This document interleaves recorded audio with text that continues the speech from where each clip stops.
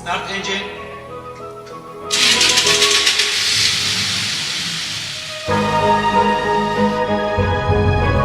من هاتين إيراد فارسي أصلي ومن قوري تا إسلام مشكلة نبوة والدمانقة حس مشكلة بو من نبوة من ممنون بقلق باش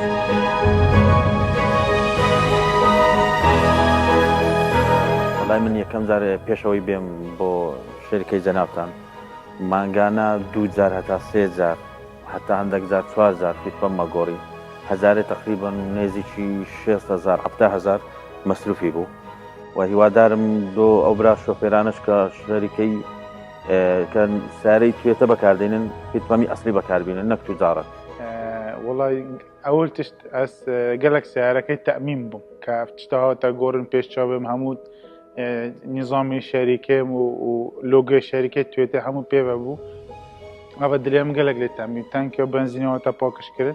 وحتى إنه الحمد لله شعطلنا بيا كاس بيزا مثلا سلفة كيلت دم سيارة بمشكلة وبمرتاح سفرت كم تيم وشم الحمد لله هيك مشكلة يعني نا أبدا كريم مرتاح بي دب خو سفر كي وهر جي كتب فيد شي مرتاحي نقوى كي ديك ايديك دب باجر كان دبل فيت بام وترهيم كانوا وفيشه ونظام شو خطريات زيترا هم تشتك وكي قلتاني باره كيميا بس ترانجا باره كي مثلا مناسب تر دو قاطي يبدا بس شي مرتاح تري